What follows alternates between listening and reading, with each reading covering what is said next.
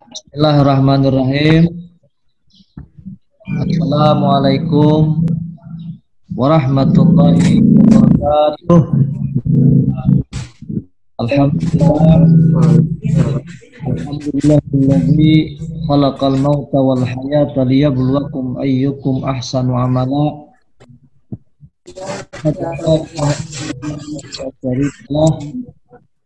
Wal asma'na wa ashhadu anna sayyidana wa nabiyyana Muhammadan abduhu wa rasuluh khataman nabiyyin wal anbiya.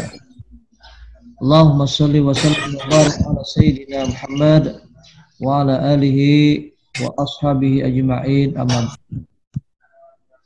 Sisanya yang berbahagia, yang dibanggakan, alhamdulillah, puji syukur kita panjatkan kehadirat Allah Subhanahu wa taala yang mana hari kita sudah memasuki hari yang ke-15 bulan suci Ramadan. Artinya kita sudah 15 hari berpuasa dan kita bermohon berharap kepada Allah puasa kita yang sudah 15 hari sampai hari ini ya diterima oleh Allah Subhanahu wa taala dengan pahala yang berlipat ganda. Siswa sekalian yang berbahagia, karena apa? Karena ada 3 golongan umat Rasulullah yang dipastikan ditolak atau tidak diterima ibadah puasanya. Siapa saja mereka? Ini dalam sebuah riwayat dijelaskan ketika itu malaikat Jibril pernah berdoa kepada Allah. Dan doanya malaikat Jibril ini diaminkan oleh Nabi kita Muhammad sallallahu alaihi wasallam. Nah, apa doa malaikat Jibril kepada Allah? Yang pertama doanya, ya Allah, kata malaikat Jibril, janganlah engkau terima puasanya umat Rasulullah yang durhaka kepada kedua orang tuanya. Amin, kata Rasulullah. Kemudian yang kedua, Jibril berdoa lagi kepada Allah, ya Allah, janganlah engkau terima puasanya umat Rasulullah, orang-orang yang berani atau durhaka terhadap suaminya. Amin, kata Rasulullah.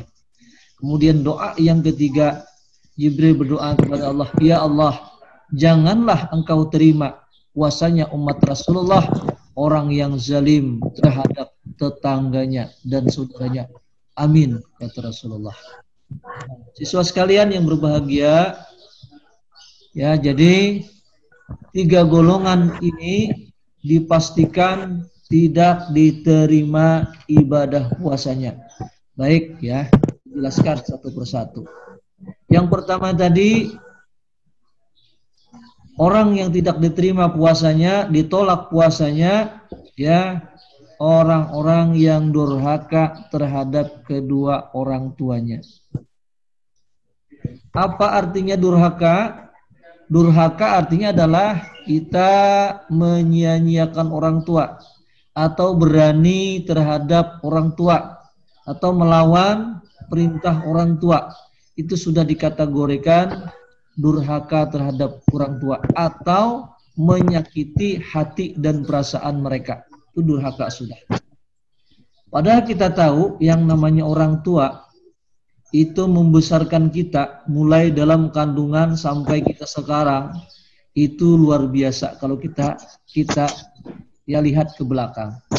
Coba, waktu kita dalam kandungan mulai jadi saja sudah kita merepotkan orang tua. Ya, tengah malam ngidam mau makan asam. Ya, terpaksa ya bapaknya keluar rumah cari asam. Ada yang ngidam yang macam-macam lagi, ya, setelah dibawakan ya tidak ingin lagi. Jadi macam-macam itu sudah merepotkan. Ya, merepotkan siapa? Merepotkan ibu kita. Belum, ya, sudah mulai membesar perut ibunya. Ya, itu sudah mulai susah itu. Ya, orang yang hamil itu ya duduk salah, berbaring salah, apalagi tunggapan salah. Nah, dan terkadang ketika ngidam itu ya ngidamnya macam-macam, bahkan terkadang mencium makanan muntah, lihat nasi muntah, ya melihat sayur muntah, ya melihat duit enggak, ya alhamdulillah. Jadi ketika melihat duit enggak muntah, ya malah minta ditambah lagi. Itu hebatnya puasa, itu hebatnya orang ngidam, ya. Jadi dengan makanan, ya muntah, melihat makanan muntah, tapi ketika melihat uang tidak muntah, tidak mabuk. Hebat ya, hebat yang namanya uang. Nah itu. Anu sekalian yang berbahagia, yang dirahmati Allah, yang dimuliakan Allah. Nah jadi orang tua jangan sampai kita sia-siakan. Ya jangan sampai kita sakit perasaannya. Kenapa? Dia membesarkan kita. Belum lagi ketika kita lahir. Berjuang ibu kita itu antara mati dan hidup. Ya kan? Berjuang antara mati dan hidup untuk melahirkan kita. Ya, bahkan terkadang ada yang tidak bisa keluar secara normal. Harus apa? Harus dibedah. Ya dikeluarkan kita dari perut ibu kita. Nah, mulai bayinya lagi kita merepotkan. Kadang-kadang ya tengah malam kita bangun minta susu. Maka kada mau susu ibunya, harus susu sapi. Ya. Kenapa katanya maka kada mau sama susu ibunya? Ya, mungkin susu ibunya bau rokok kali ya. Jadi enggak mau, ya.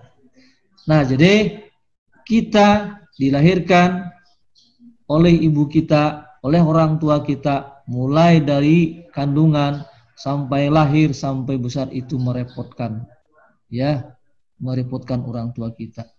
Nah jadi yang menurut Nabi kita Muhammad Sallallahu Alaihi Wasallam, andaikan tubuh kita ini dijual, ya, dijual tubuh kita ini, kemudian uang yang hasil daripada tubuh kita yang dijual tadi, ya mungkin ya kita jual itu semuanya dagingnya, ya.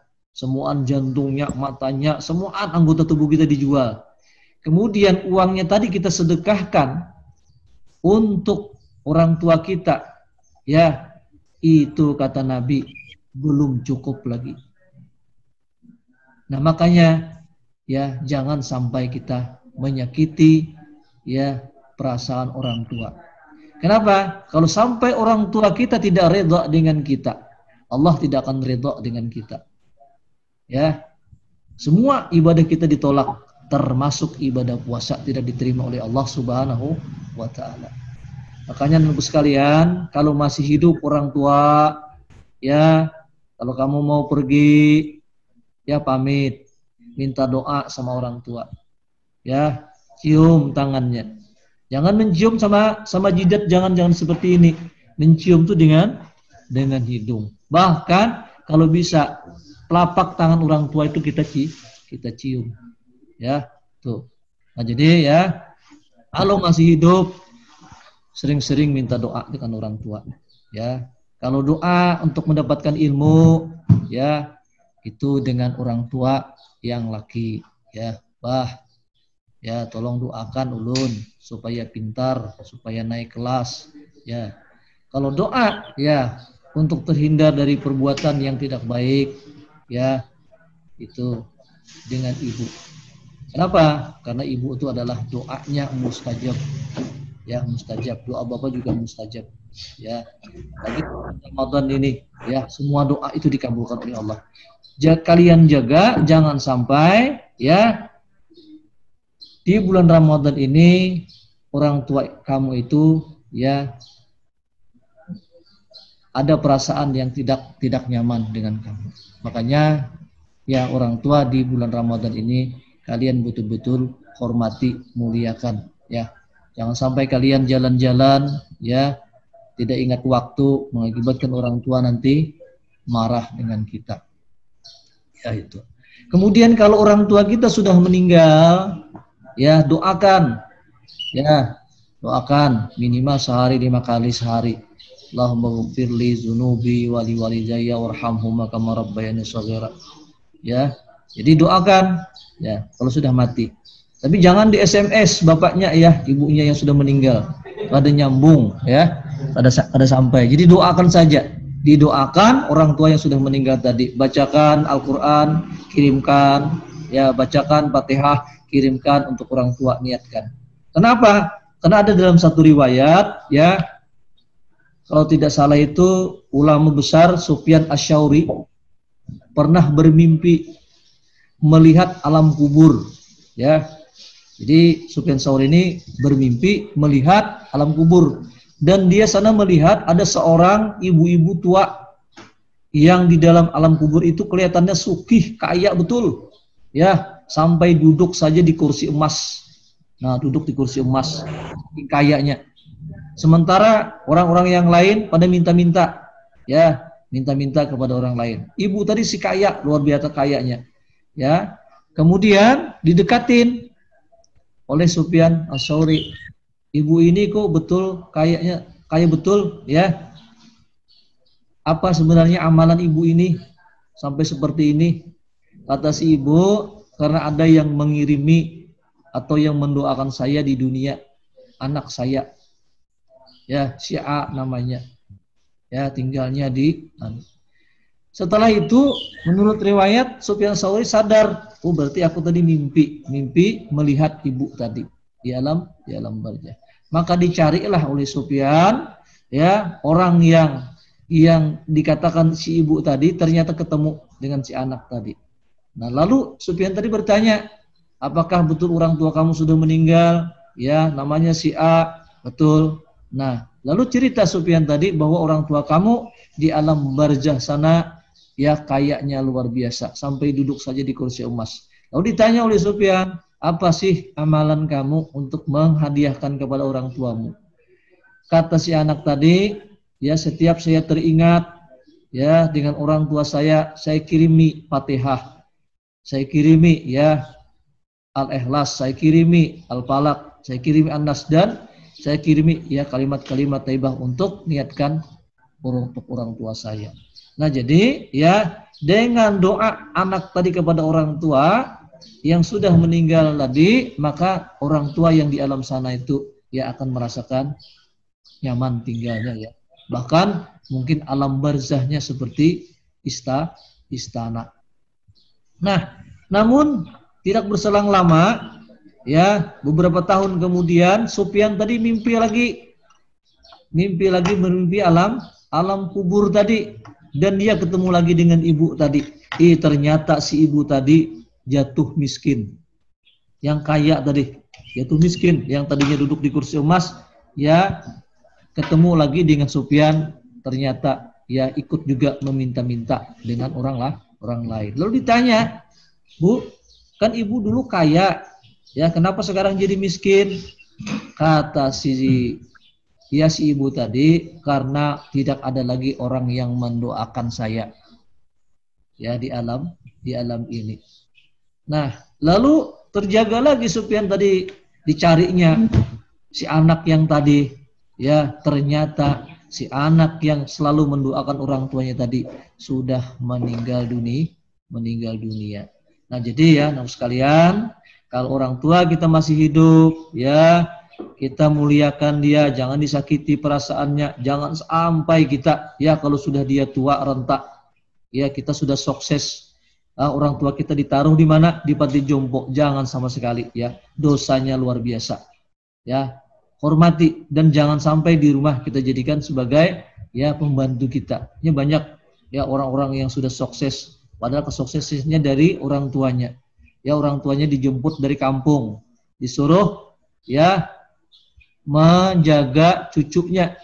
Ya, kalau istilah ibu-ibu MC, ya, meng-MC, ya, menjaga ibu, ya, menjaga anak. Nah, itu jangan sampai, ya, orang tua kita sia-siakan.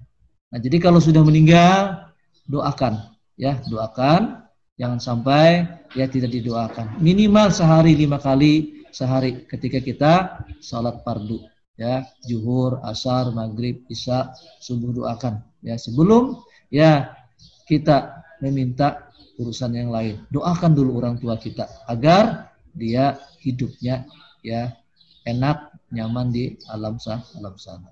Kemudian yang kedua, kata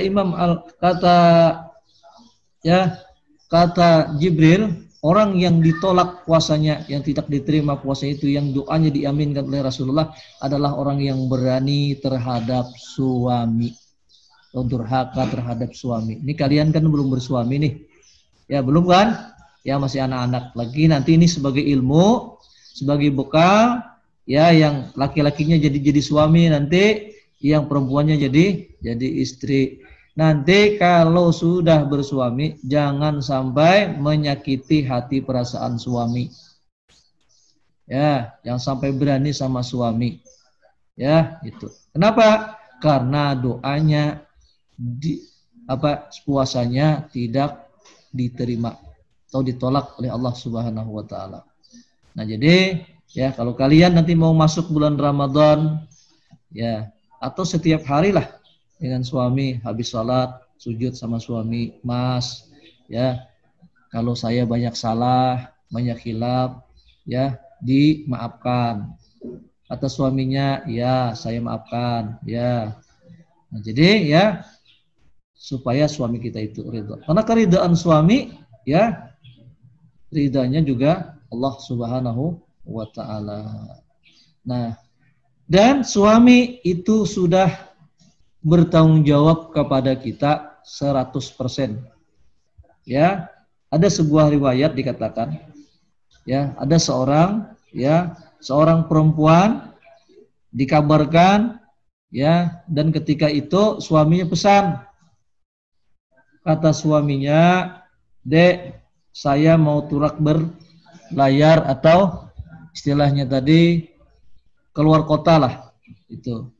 "Tolong jaga diri, jangan kamu pergi sebelum saya datang ke rumah," kata suaminya, ya, kepada istrinya. Istrinya ya mengiyakan, "Iya Mas, saya akan jaga diri, jaga anak-anak, jaga rumah, dan saya tidak akan pergi sebelum Mas datang ke rumah." Ini zaman dulu ya, bukan zaman sekarang ya. Kalau sekarang kan mudah komunikasi dengan HP. Nah, ringkas cerita, ya beberapa bulan kemudian suaminya belum datang kabar dari kampung.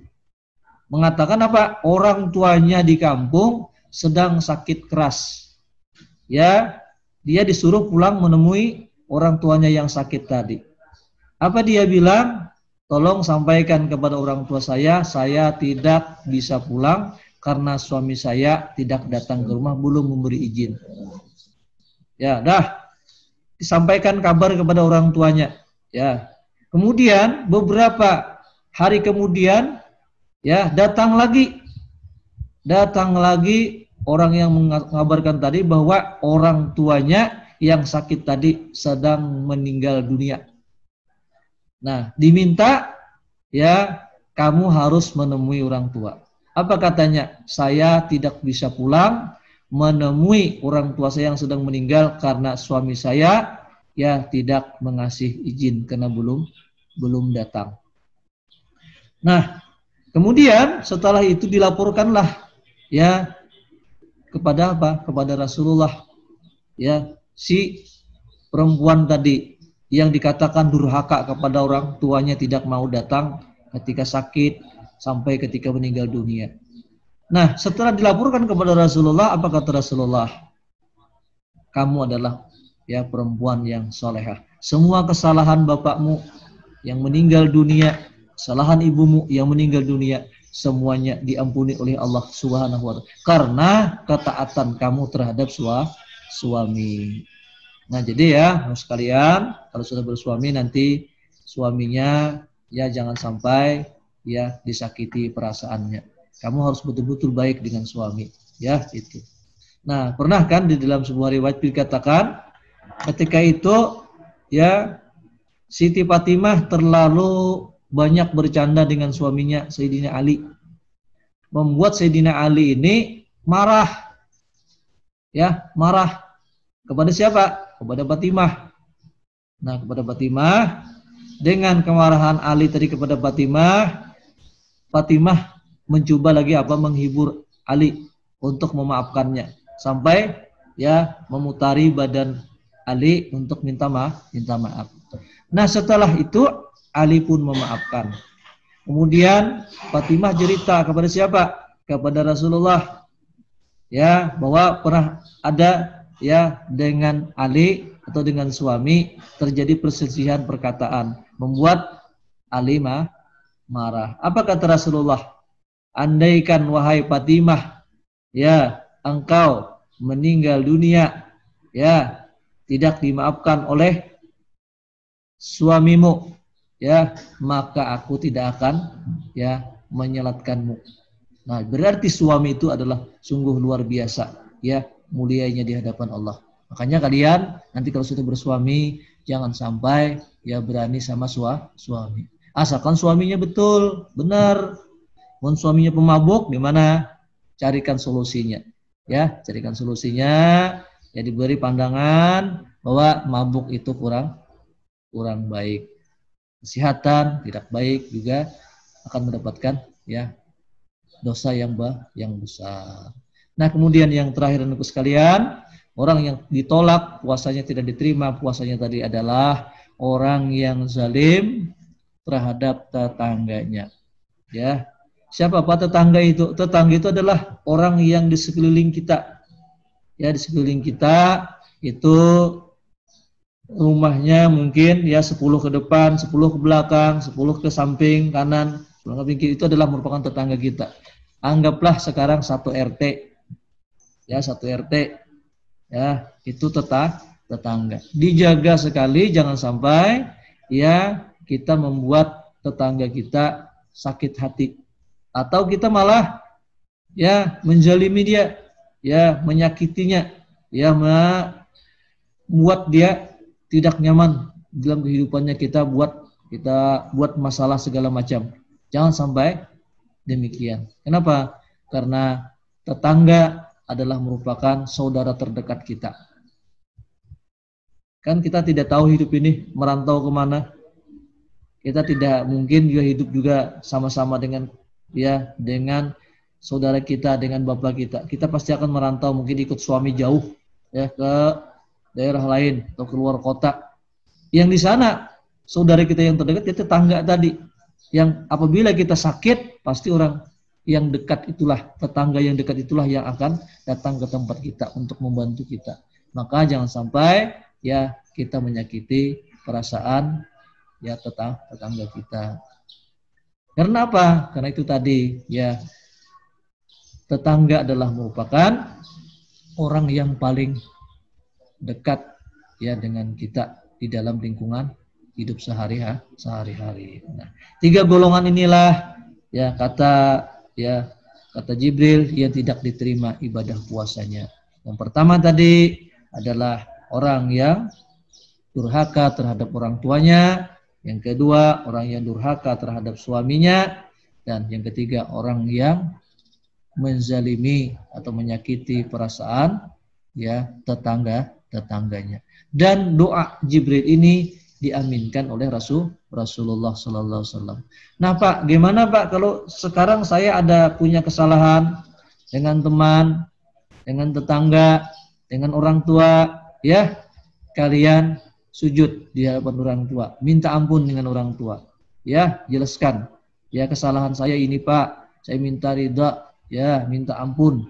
Nah, kalau dengan tetangga, kita datangi ke rumahnya.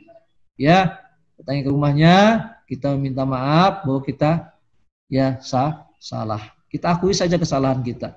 Dia mau memaafkan, insya Allah ya puasa kita akan diterima oleh Allah. Tetapi kalau kita bertahan ya dengan keegoan kita, dengan merasa kita ini lebih tinggi daripada dia derajatnya, kita tidak mau minta maaf kepada orang yang pernah kita zalimi, kita sakiti, ya kita jahati, maka ibadah puasa kita tidak diterima oleh Allah Subhanahu wa taala. Nah, kira-kira ya apa yang Bapak sampaikan sampai di sini saja. Kalau ada kekurangan dan hilaf, Bapak minta maaf, ya, minta halal, minta ridha. Ya, akhirul kata Bapak akhiri dengan ucapan billahi taufiq wal hidayah. Assalamualaikum warahmatullahi wabarakatuh. Waalaikumsalam warahmatullahi wabarakatuh. Iya.